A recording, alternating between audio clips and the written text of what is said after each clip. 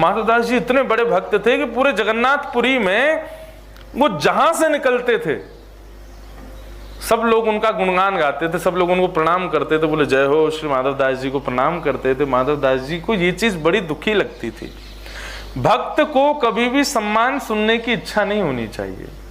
तो श्री माधवदास जी ने विचार किया, क्या करूं, सबसे दूर हो जाऊं थोड़ा, इतना सम्मान क्यों दे रहे हैं ठाकुर जी। तो श्री माधवदास जी ने जहां वो नियमित रूप से प्रसाद पाने जाते थे, वहां के लोग रोज नया नया श्रृंगार करके पूरे घर को सजाते, रोज बंगले बनाते, रोज नई नई तरीके से माधवदास जी का स्वागत करते। माधवदास जी बोले कि अब क्या करूं, इतना सम्मान मुझसे पच नहीं रहा है, मुझे लग रहा है ठाकुर जी मुझे दूर कर रहे हैं। तो माधवदास जी ने अपना स्थान बदल दिया। बोले कल से मैं यहां प्रसाद पाने नहीं आऊंगा, कहीं और जाऊंगा।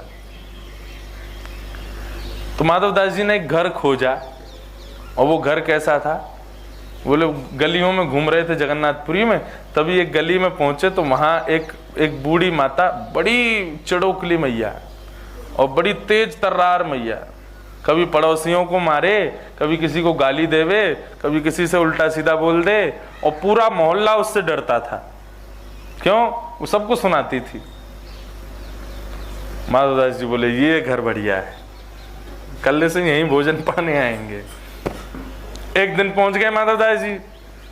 मैया बोली अरे आप तो माधवदास जी हो? बोले हाँ हाँ मैया वही हूँ, वो जगन्नाथपुरी में बड़े आपके चर्चे होते हैं, कैसे आए मेरे यहाँ? बोले मैया आपके यहाँ भोजन पाने आए। अब मैया तो मेरे यहाँ भोजन पाओगे? बोले हाँ, हमने तो पा लिया भोजन, तो क्या हो गया मैया, दोबारा बना दो।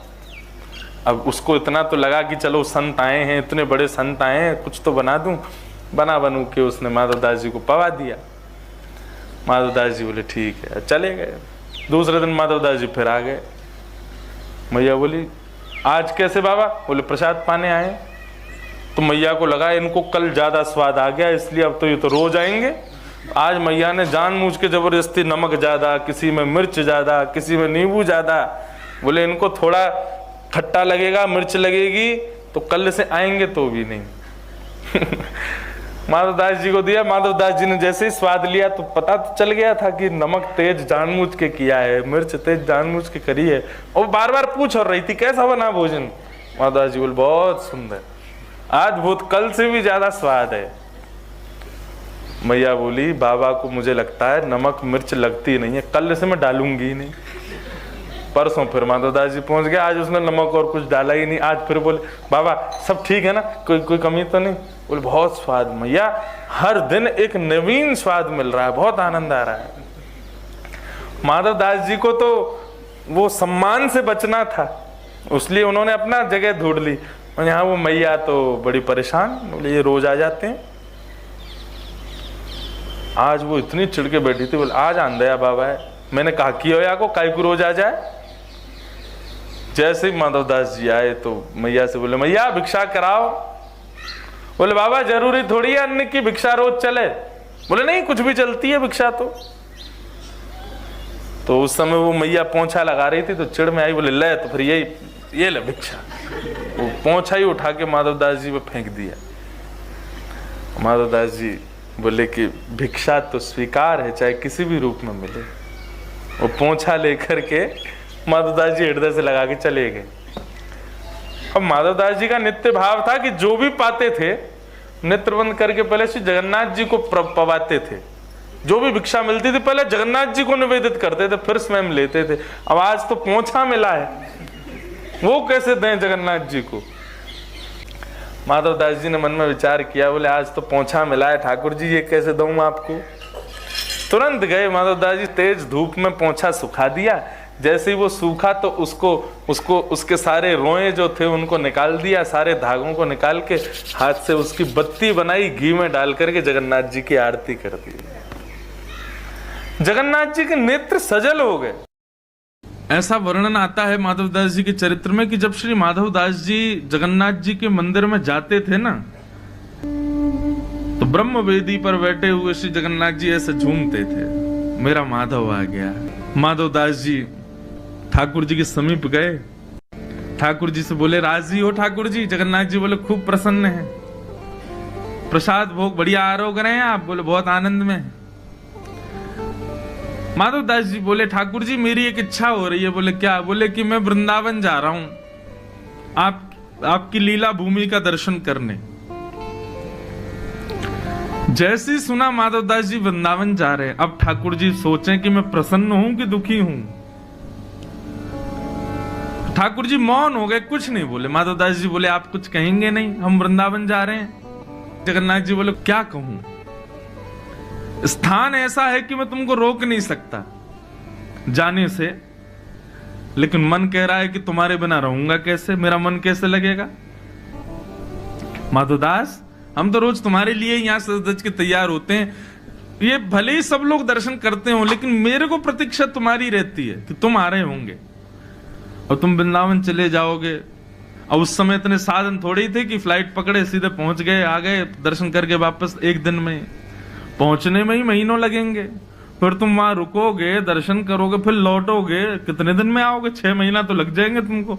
हम कैसे रहेंगे तुम्हारे बिना? माधव तुम्हारे बिना कैसे रहेंगे हम? हमारा मन ही नहीं लगेगा। माधवदास जी बोले तो फिर अब बताओ क्या करें, फिर वृंदावन नहीं जाएं? बोले नहीं, ऐसा भी नहीं चाहते कि तुम वृंदावन नहीं जाओ, वृंदावन तो जाना ही चाहिए। बोले आप ही बताओ निधान क्या करें। जगन्नाथ जी बोले हमको ले चलो संग में, तुम्हारे संग रहेंगे तो वृंदावन भी चलेंगे, प्रसाद भी पालेंगे। माधवदास जी ऐसे बोले असंभव है, आपको कैसे ले जाऊंगा? 2 कारण हैं आपको ना ले जाने के। ठाकुर जी बोले क्या? बोले पहला कारण तो आप इतने भारी हो, हम अकेले तो आपको ऐसे नहीं कि चढ़ाए कंधा पे ले गए। दूसरा, आपको इतनी भूख लगती है, मैं दिन भर देखता हूं 7 बार आप भोजन करते हो। तो जगन्नाथ जी बोले हम हल्के हो जाएंगे, और रही बात भूख की तो हम भूखे रह लेंगे, व्रत कर लेंगे। वृंदावन जाने के लिए व्रत करना पड़े तो मंजूर है, लेकिन वृंदावन ले चलो। माधवदास जी बोले पूरी जगन्नाथपुरी मेरे पीछे भागेगी, ये पंडा पुजारी सब जान से मार देंगे अगर मैं आपको ले गया तो। अब ठाकुर जी यहीं बैठे रहो, बहुत भक्तों को विरह देते हो, 6 महीना आप भी विरह सा हो। अब जगन्नाथ जी की आंखों में मोटे मोटे अश्रुबिंद आ गए, मेरा माधव जा रहा है मुझे छोड़ के। जगन्नाथ जी को समझा रहे माधवदास जी जैसे कोई बालक को समझाता है, अरे मैं आ जाऊंगा, रो मत आप, मैं अभी आ जाऊंगा। सोचो कैसी भक्ति माधवदास की। उसके मंदिर से निकलने पर श्री जगन्नाथ जी विरहातुर हो रहे हैं। बार बार माधवदास जी से कहें कि मत जाओ, अरे रास्ता बड़ा दुर्गम है, रास्ते में तुमको बड़ी आदि व्याधि हो जाएंगी, ऐसे हो जाएगा, लेकिन चाहते भी हैं कि वृंदावन जाए। और 6 महीना का अवकाश दे करके माधवदास जी चले गए। उस दिन जगन्नाथपुरी में घनघोर बारिश हुई, मानो जगन्नाथ जी रो रहे हैं, मेरा माधव जा रहा है। माधवदास जी अकिंचन थे बिल्कुल, ज्यादा भूख प्यास भोजन इसकी उनको ज्यादा जरूरत नहीं। जगन्नाथ जी का दर्शन ही उनका भोजन था, बिना दर्शन के भोजन नहीं सुहाता था। चित्त में श्री जगन्नाथ जी बैठे हैं, वृंदावन की यात्रा पर जा रहे हैं। एक दिन व्यतीत हो गया, चलते चलते दूसरा दिन व्यतीत हो गया। रात्रि में किसी गांव में जाकर के किसी वृक्ष के नीचे सो जाते। वृंदावन की यात्रा चल रही है। तीसरा दिन प्रारंभ हुआ। श्री माधवदास जी 1-1 सप्ताह भी जल पी करके रह लेते थे, उनको भूख ज्यादा लगती नहीं थी।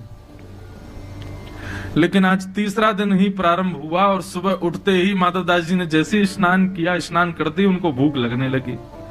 इतनी जोर की भूख लगी महाराज की अब तो वो व्याकुल हो गए।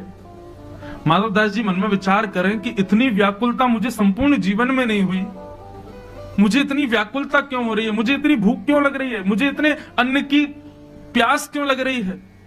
फल ढूंढने लगे, नहीं फल मिले तो व्याकुल हो गए, कहां जाऊं क्या खाऊं।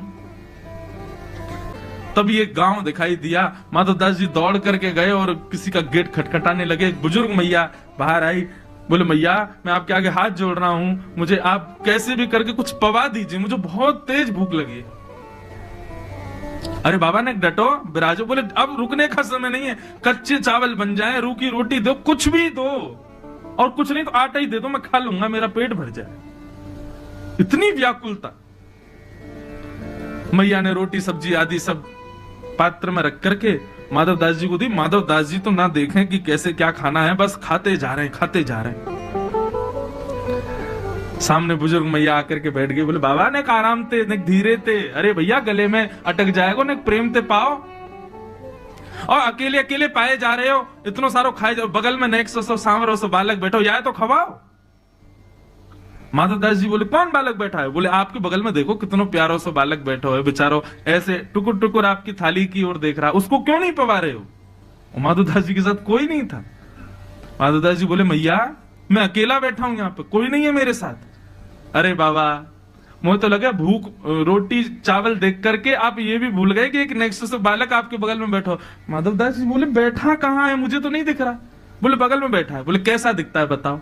बोले बड़े बड़े नेत्र हैं, सांवला सा स्वरूप है, और ऐसे छोटा सा बालक है, घुंघराले केश हैं। जैसे रूप कांति का वर्णन किया माधवदास जी समझ गए। बोले जगन्नाथ जी संगे ही चल रहे हैं। तभी मैं कहूं मुझे भूख क्यों लग रही है, क्योंकि 3 दिन से तो कुछ पाया नहीं है। अब हम तो सह लेते हैं एक सप्ताह तक भूख, इनसे सहन नहीं हो रही, इसलिए मुझे भूख लग रही है। माधवदास जी को तो दिखे नहीं ठाकुर जी। माधवदास जी प्रसाद पा करके बाहर आए, नेत्र बंद करके जगन्नाथ जी का स्मरण किया। बोले जय जय, मैंने मना करी ना, आप मत चलिए, आपसे भूख सहन नहीं होगी, आप आ गए। बोले कि अब हमारा विग्रह जगन्नाथ जी में बैठा है, लेकिन आत्मा से तो प्राण से तो हम आपके संगी वृंदावन जा रहे हैं। और निश्चित मानो माधवदास, जब कोई जगन्नाथपुरी से वृंदावन जाता है ना, तो मैं एक क्षण के लिए उसके संगी जाता हूं, फिर आ जाता हूं वापस। लेकिन एक बार को कोई वृंदावन जाए तो मुझे इतनी रुचि लगती है कि मैं उसके संगी जाता हूं। माधवदास जी बोले अब क्या करें, आपको तो बार बार भूख लगेगी। अब तो यही हो गया कि माधवदास जी दिन में 8 बार भोजन कर करके पहुंचे वृंदावन। क्यों? ठाकुर जी संग चल रहे। वृंदावन पहुंचे। अब तो माधवदास जी की स्थिति ये कि उनको थोड़ी में देर में ही भूख लगे, आप परेशान हो गए। बोले काय को चले आए आप संग में, नेक देर चलता नहीं हूं, कितने में भूख लगाती, जहां बैठे बैठे भूख लग जाती ठाकुर जी को, चलते होंगे तो और पच जाता होगा भोजन, और भूख लगती होगी। माधवदास जी वृंदावन पहुंचे। अब नियम तो वैष्णव का ये कि वृंदावन जाते ही वैष्णव मंदिरों का दर्शन करते हैं, लेकिन माधवदास जी को इतनी भूख लगी कि यमुना जी के तट पर पहुंचे। यमुना जी में स्नान किया, तुरंत कहीं से चने लाए, और चने ला करके रूखे चने ही खा लिए। क्या करें, भूख मिटाएं कैसे भी, चने खा लिए। चने खा करके जब थोड़ी भूख शांत हुई, तब माधवदास जी बोले अब चलो वैष्णव मंदिरों के दर्शन करें। वृंदावन में विचरण करते हुए श्री वृंदावन बिहारी लाल के दर्शन करने के लिए जैसे ही निधिवन राज पहुंचे, निधिवन में कुंज बिहारी विराज रहे थे। स्वामी श्री हरिदास जी सेवा कर रहे थे। माधवदास जी दर्शनार्थियों में बैठे थे और अंदर बिहारी जी की सेवा चली थी। स्वामी श्री हरिदास जी सेवा करते करते अंदर से बाहर आए और दर्शनार्थियों बोले भैया तुम में से माधवदास कौन है? माधवदास जी बोले इनको मेरा नाम कैसे पता है? माधवदास जी बोले भैया हम हैं। बोले तुम जगन्नाथपुरी से आए हो? बोले हाँ आया तो जगन्नाथ। आपको कैसे पता मेरा नाम? आपको कैसे पता मैं जगन्नाथ? मैं तो पहली बार वृंदावन आया हूं। बोले अरे हमारे बिहारी जी ने तेरा नाम बतायो है। माधवदास जी तो व्याकुल हो गए। बोले बिहारी जी भी जानते हैं मुझे? जगन्नाथ बिहारी जी में कोई अंतर थोड़ी, एक ही है। स्वामी श्री हरिदास जी बोले इतको आओ। माधवदास जी उठ करके गए, स्वामी जी के पास में जाकर के बैठे। स्वामी जी से बोले बताइए ना बिहारी जी को मेरा नाम कैसे पता, उनको कैसे पता मैं जगन्नाथपुरी से आया हूं? तो बताओ एक ही तो है जगन्नाथ जी और वो। तो माधवदास जी बोले क्या बोला बिहारी जी ने? बोले बिहारी जी ने ये बोलो कि मैंने भोग रखो ठाकुर जी के आगे, और जैसे ही भोग रखो तो बोले भूख ना लग रही। मैंने क्यों? आप तो भोजन देख करके मचल जाते हो, आज कह रहे भूख ना लग रही। बोले अरे कहा करूं, माधवदास आया हो, मैंने मुझको रूखा चने खवा दिए हैं, और रूखे चने खावे तो मेरा पूरा गलो सूख गया, मेरा पेट भर गया। रूखे चने ही मेरा पेट भर दिया आज वाने। माधवदास जी ने जैसे ही सुना कि मैं तो जमुना जी के किनारे बैठ के प्रसाद पा रहा था, चने पा रहा था, क्यों जगन्नाथ जी मेरे संग हैं, लेकिन मेरे पाने से ठाकुर जी तृप्त हो रहे हैं, ये बात सुनकर के माधवदास जी भाव विभोर हो गए।